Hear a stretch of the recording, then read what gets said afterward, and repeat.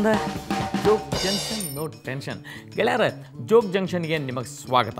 ಖರೆ ಅಂದ್ರೆ ಈ ಜಂಕ್ಷನ್ಯಾಗ ಏನು ಹೇಳ್ರಿ ನೀವು ನಿಮ್ಮ ಬ್ಯಾಸರಕಿ ಟ್ರೈನನ್ನು ಬದಲಿ ಮಾಡೋ ಜಾಗ ಇದು. ಜೋಶಿ ಅನ್ನೋರು ಮುಂಬೈಯಿಂದ ಈ ಜೋಕನ್ನು ಕಳ್ಸ್ಯಾರ. ಅವ್ರು ಹೇಳ್ತಾರೆ, ಒಬ್ಬ ಮನುಷ್ಯ ಒಂದು ಪೆಟ್ ಶಾಪಿಗೆ ಫೋನ್ ಮಾಡಿದ್ನಂತೆ. ಹಲೋ, ನಿಮ್ಮಲ್ಲಿ ಏನೇನು ಪೆಟ್ ಸಿಗ್ತಾವ ಅಂತ ಕೇಳಿದ. ಅದಕ್ಕೆ ಅವನು ನಮ್ಮಲ್ಲಿ ಎಲ್ಲ ಪೆಟ್ಟು ಸಿಗ್ತಾವೆ ರೀ, ಗಿಳಿ ಸಿಗ್ತಾವೆ, ನವಿಲು ಸಿಗ್ತಾವೆ, ಚಿಗರಿ ಸಿಗ್ತದೆ, ಮೊಲ ಸಿಗ್ತದೆ, ನಾಯಿ, ಬೆಕ್ಕು ಎಲ್ಲ ಮಾರಾಟ ಮಾಡ್ತೀವಿ, ನಿಮಗೇನು ಬೇಕು ಕೇಳ್ರಿ.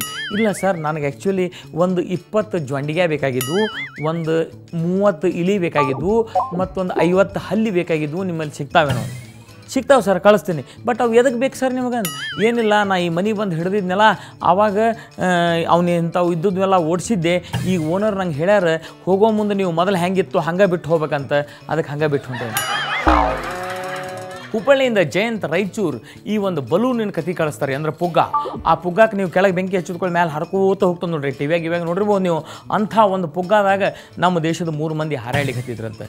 ಅದ್ರಾಗ ಒಬ್ಬ ಒಂದಂತ ಹಿಂಗೆ ಹೊರಗೆ ಕೈ ಹಾಕಿ ಗಾಳ್ಯಾಗ ನಾವೀಗ ಕಾಶ್ಮೀರ ಮೇಲೆ ಹಾರಾಡ್ಲಿಕ್ಕೆ ಹತ್ತೀವಿ ಅಂದಂತೆ.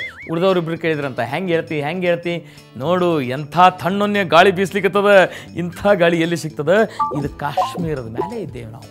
ಸರಿ, ಅವಾಗ ಇನ್ನೊಬ್ಬ ಇದ್ದಂತೆ, ಈ ಕಡೆ ಬಾ ಅಂಥೇಳಿ ಅವ ಹೋಗಿ ನಿಂತಂತ. ಅವ ಹಿಂಗೆ ಕೈ ಆಡ್ಸಿದಂತ. ಆಮೇಲೆ ಒಂದು ಈಗ ನಾವು ರಾಜಸ್ಥಾನದ ಮೇಲೆ ಹಾರಾಡ್ಲಿಕ್ಕತ್ತೇವಿ.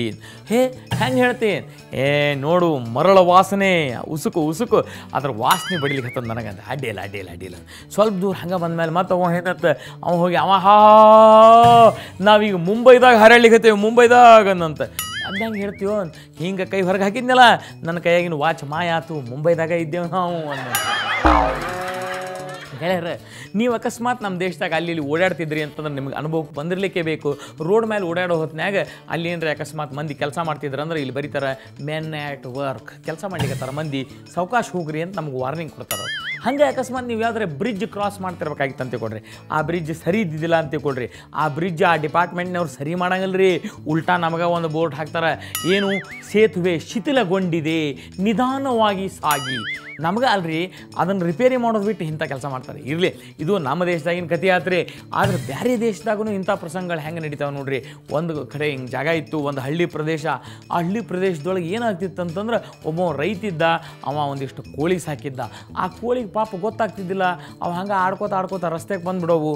ಆದ್ರೆ ಆ ರಸ್ತೆದಾಗ ಕಾರು ಬಸ್ಸು ಎಂಥ ಸ್ಪೀಡಿಂದ ಹೋಗೋವು ಅಂದ್ರೆ ಬರ್ರಂತ ಹೋಗಿದ್ದ ರಭಸಕ್ಕೆ ಒಂದು ದಿನಕ್ಕೆ ಒಂದು ಅರ್ಧ ಡಜನ್ ಕೋಳಿ ಅಲ್ಲೇ ರೋಡಿಗೆ ಕಚಕ್ಕಾಗಿ ಸತ್ತೋಗ್ಬಿಡ್ತಿದ್ವು. ಇದನ್ನು ಏನು ಮಾಡ್ಬೇಕು ಅಂತ ವಿಚಾರ ಮಾಡಲಾರ್ದ ಅವ ಆ ದೇಶದ ಟ್ರಾಫಿಕ್ ಪೊಲೀಸ್ ಕಡೆ ಹೋದ.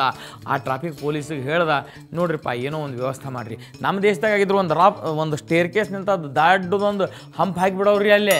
ಬಟ್ ಅವ ಪಾಪ ಟ್ರಾಫಿಕ್ ಪೊಲೀಸ್ ಶಾಣೆ ಇದ್ದ, ಅವ್ನು ಸ್ವಲ್ಪ ವಿಚಾರ ಮಾಡಿ ಹೇಳ್ದ. ಅವ ಒಂದು ಬೋರ್ಡ್ ಹಾಕಿದ, ಸ್ಕೂಲ್ ಝೋನ್, ಸಾವಕಾಶ ಹೋಗ್ರಿ ಅಂತ ಬರ್ದ.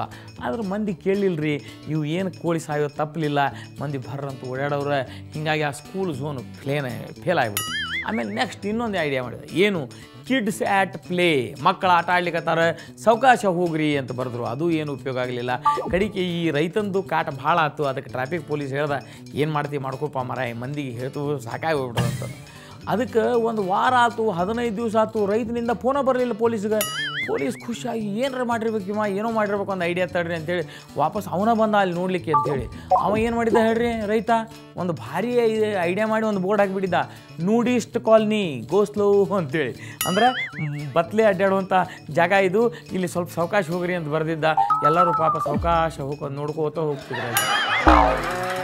ಗೆಳೆಯರ, ಇಂಥ ಮಸ್ತ್ ಜೋಕ್ಗಳನ್ನು ಕೇಳಲಿಕ್ಕೆ ನೀವು ನೋಡ್ಕೋತಾ ಇರ್ಬೇಕ್ರಿ ಜೋಗ್ ಜಂಕ್ಷನ್ಯಾಗ ನೀವು ಕಳಿಸಿದ ಜೋಕ್ಗಳನ್ನು ನಾನು ನಿಮ್ಮ ಹೆಸರಲ್ಲಿನ ಮಂದಿಗೆ ಹೇಳ್ತೀನಿ. ಅದಕ್ಕೆ ನೀವು ನಂಗೆ ಕಳಿಸೋದನ್ನು ಮರಿಬೇಡ್ರಿ. ಯಾಕಂತಂದ್ರೆ ನಿಮ್ಮ ಮೊಬೈಲಿಗೆ ಬಂದಂಥ ಆ ಸುಂದರ ಮೆಸೇಜು ಇಡೀ ಕರ್ನಾಟಕಕ್ಕೆ ತಲುಪ್ತದೆ. ನೀವು ನನಗೆ ಫಾರ್ವರ್ಡ್ ಮಾಡ್ಬೇಕ್ರಿ ಆ ಮೆಸೇಜ್ನ. ನಂಬರ್ ಇಲ್ಲದ ನೋಡ್ರಿ, 99 ನಾ ಕಾಯ್ತಿರ್ತೇನೆ ರೀ ನಿಮ್ಮ ಜೋಕ್ ಸಲುವಾಗಿ, ಮತ್ತು ನೀವು ವಾಪಸ್ ಬರೋದ್ರ ಸಲುವಾಗಿ. ಯಾಕಂದ್ರೆ ಒಂದು ಸಣ್ಣ ಬ್ರೇಕ್ ತೊಗೋತೇನೆ. Thank you.